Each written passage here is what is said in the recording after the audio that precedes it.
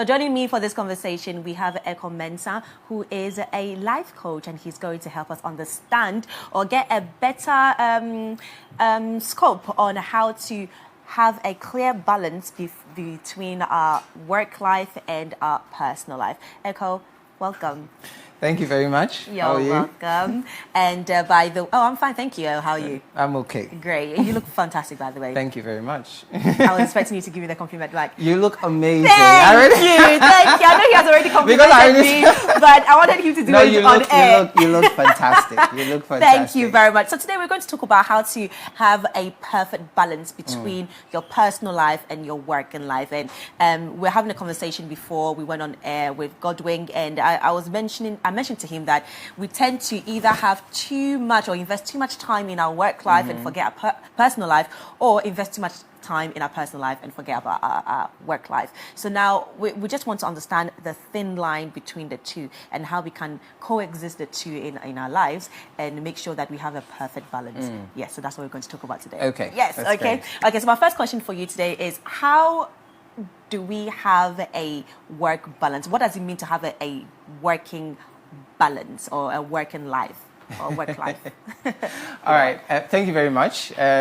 So personally, I have an issue with this term work-life balance, mainly because work is a subsect of life. Okay. Your life is the entirety of your investment with your time on earth. Yes. And work actually takes a greater part of your life. And I believe that the people that coined this phrase probably were not happy at work. So then they had to create a whole essence outside work to give them some sort of balance. And I like the words you've been using, balance, investment, and all those things. And personally, when we talk about work-life balance, we're looking at, okay, your time away from what you do for a living. Yeah. And that time invested in other things, including people and your future, and how all that comes together to give you a balanced life. All right. And when you look at that, I always start with your work. Yeah. Because if you spend more than half of your life at work, if you're not happy at work, it definitely affects anything else. Oh, absolutely. And as you know, a lot of us are not happy at work. We are just merely surviving. Yeah. You know, so every time we come to work, we are in a hurry to leave and then go and do whatever we think that's the essence of our lives.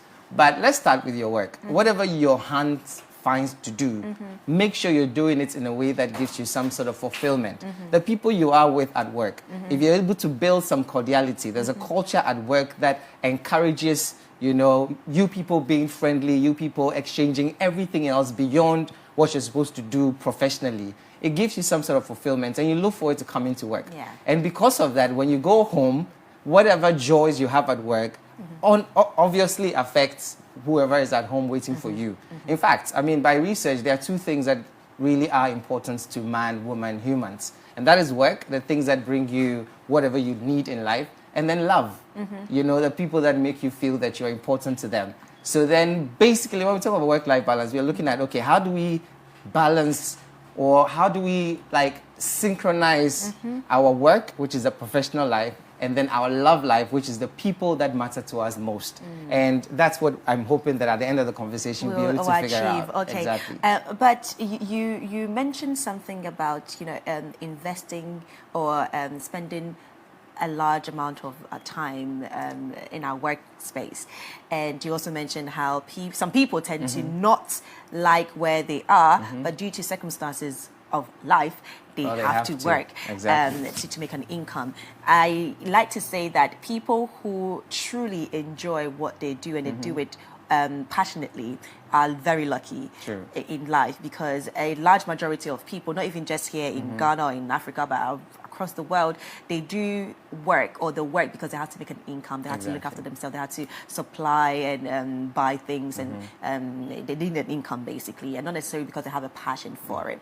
But now, with that being said, it means that if I'm at a workplace and I spend a lot of time, 9 to 5, Monday to Friday, and I don't have that balance to enjoy it, how do I then make sure that I enjoy it, I find some type of purpose in it, to have that balance, or to now not be categorized as one of those people who don't like what they do. So they have a phrase for it, Exactly. which is work-life.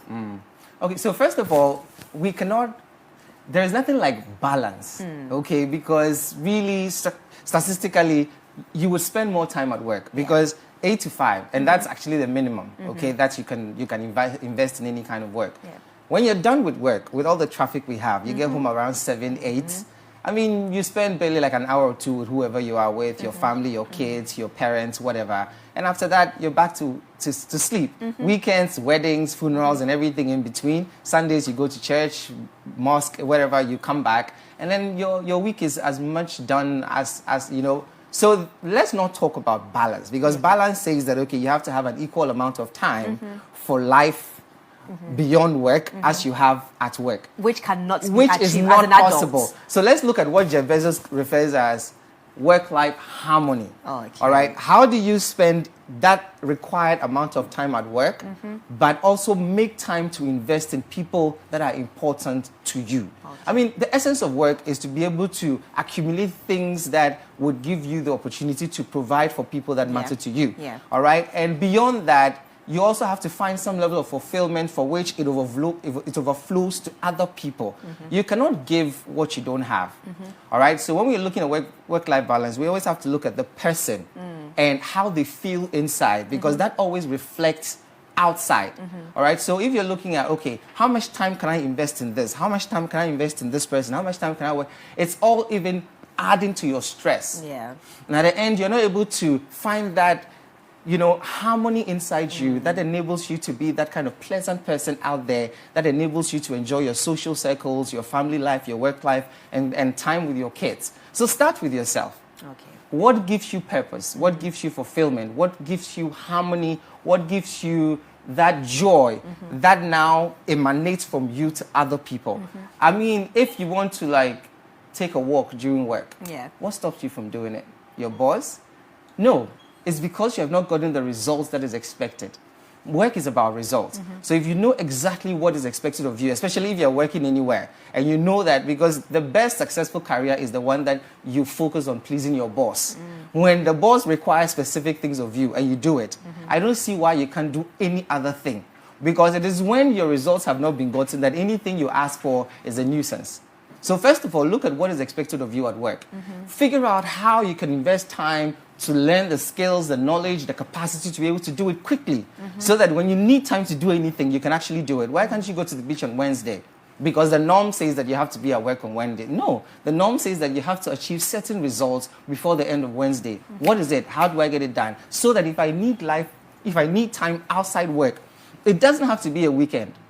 It doesn't have to be. It could be any day. And that's why we really admire people that can sit at the beach on Tuesday.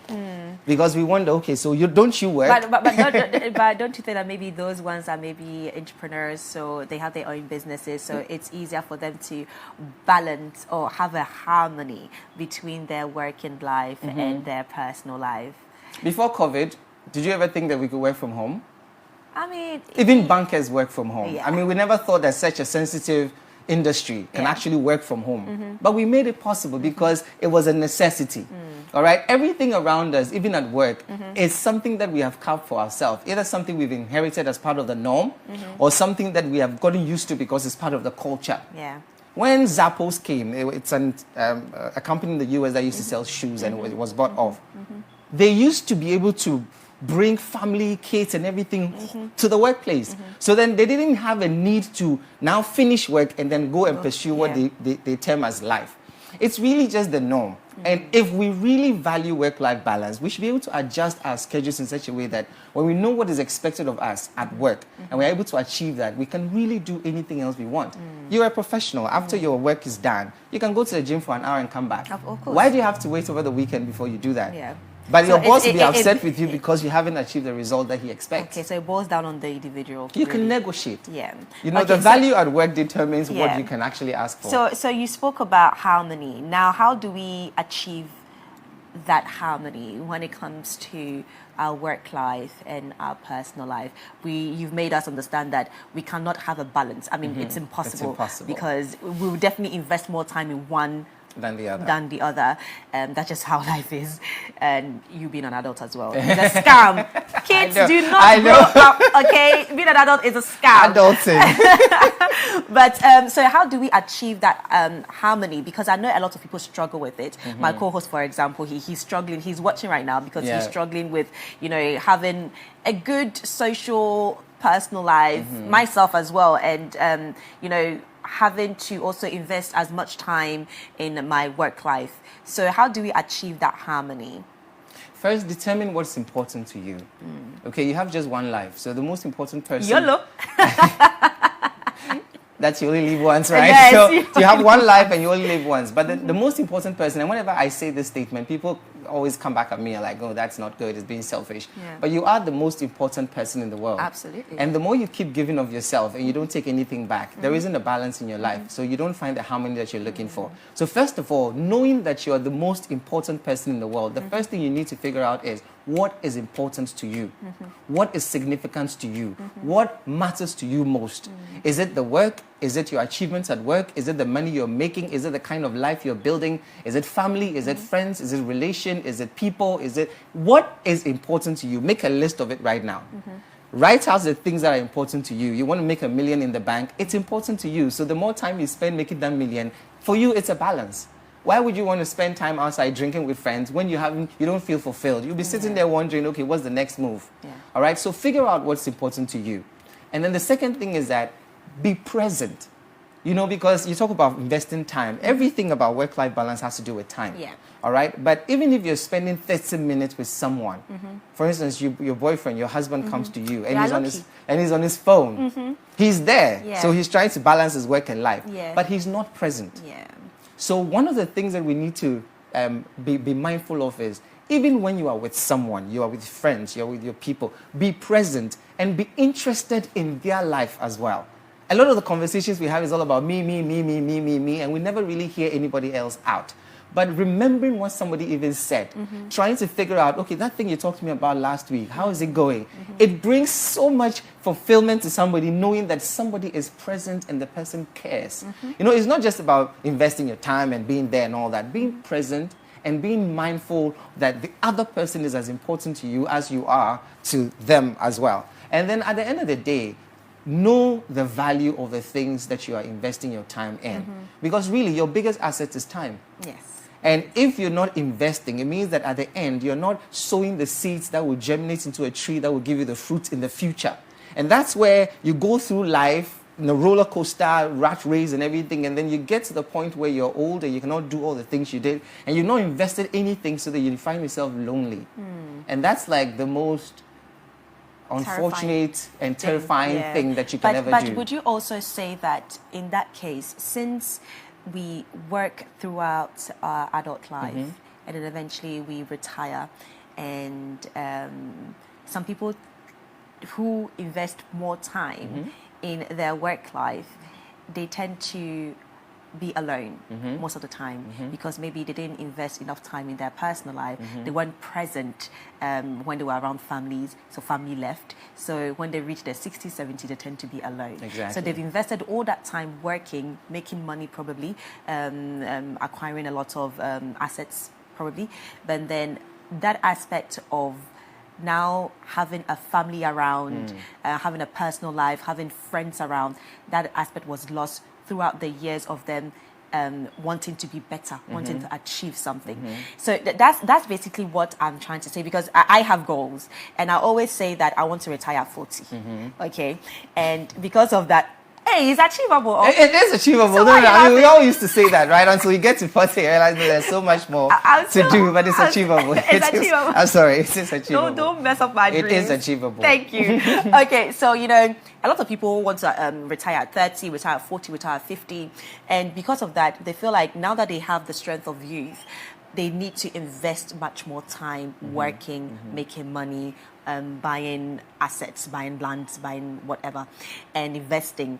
So when you ask somebody, especially you young men, are you ready for marriage? Oh, no, I'm not ready, because I want to invest my time. I want to make sure that by the time I am 40, I can look after my family, for example. Okay. So with that kind of mentality, which is very common among the youth, including myself, we want to work. We want to make money to the point that we don't spend enough time socializing, spending time with family, spend time with friends. How would that affect us eventually in the long run? Because yes, now you have the strength to work, so you're neglecting the personal aspect of your life. But then when you don't have the strength to work, you will need the personal aspect of your life. So how do we find that balance and know that, okay, we are doing the right thing?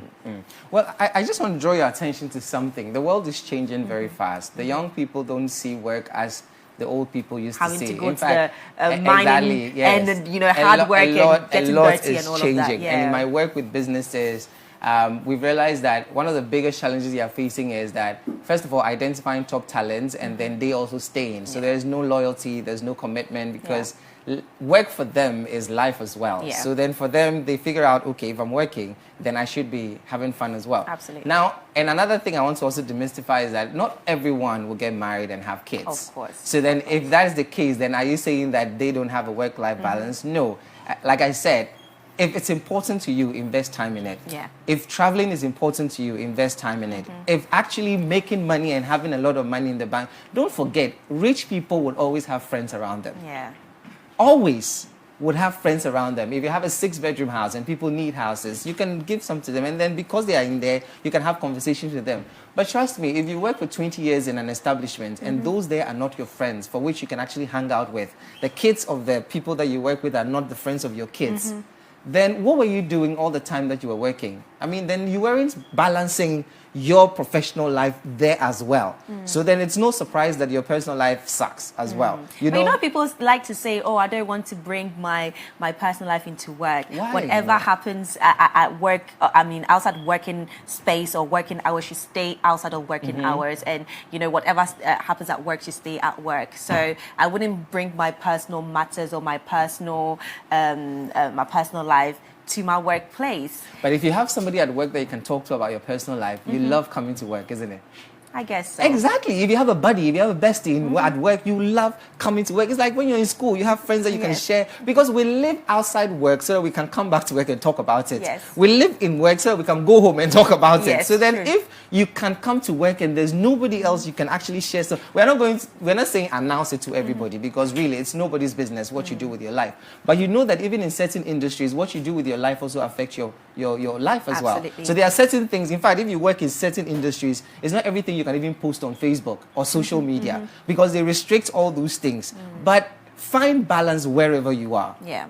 Okay, I don't want people to have the notion that you have to sign off something and then now go in. No, it has to be a balance, because when your work is exciting, it has to be synchronized. Yeah. When your work is exciting, it doesn't matter whether you're an entrepreneur or you're an employee, you want to go home and talk about it. When your work is frustrating, you go home and still talk about it. Yes. So honestly, with this issue of work-life balance, it's about how do you find time so that you can invest time into people that are not associated with your professional life. Yeah. But then in your professional life, how do you also find time to invest in them as well?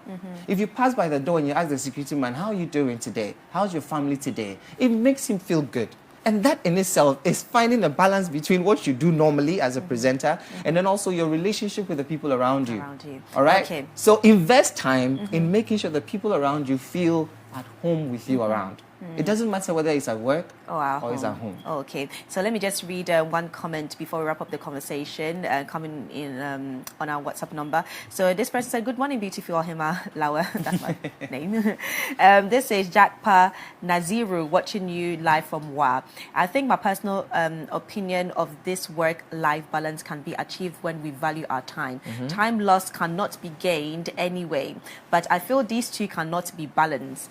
You might spend more on one than the other, but when we manage our time and we spend time unnecessarily, I believe we can achieve what we want in our work and still have time to socialize with the loved ones and other secondary issues." True. Which I agree. But we've had this saying a lot, especially when you're in a relationship, and you call your partner's like, oh, I'm busy, I don't have time, I'm busy, today I have a meeting here. So those people, for example, the Godwin Nambos out there, who every time when you call him, oh, sorry, I'm busy, I don't have time to talk to you on the phone, I'm doing A, B, and C. So how can you advise the Godwin Nambos out there to make sure that, okay, they also have time for their personal relationships and their personal lives and the people around them outside of work life? There's a person,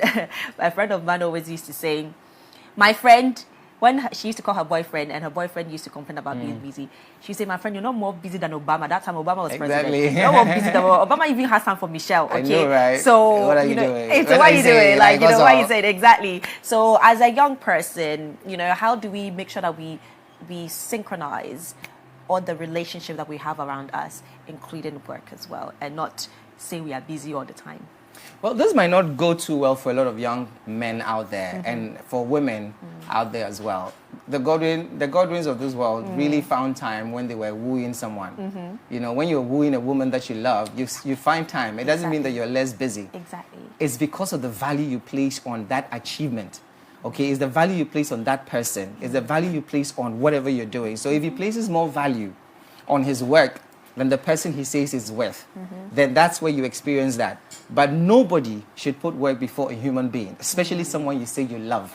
And please, point to notes. Anybody that consistently tells you they're busy and they don't have time for you have probably moved on and given time to somebody else. Be mindful of that, because honestly, the same intensity for which they were chasing you and they got you, if it's not the same, then it means that it's either has been diverted to something else, or maybe you're complaining too much about he being a broke ass. That sorry. I mean, he being broke. He being broke. So then now he feels that in getting your acceptance and love, he needs to make work. money. Okay. So now he's placed more value on work as a way of pleasing you. So that he doesn't understand why you keep complaining that he doesn't have money to give you when you ask, when you are also trying to take too much of his time, because he's investing that time into getting the money so that you will be pleased.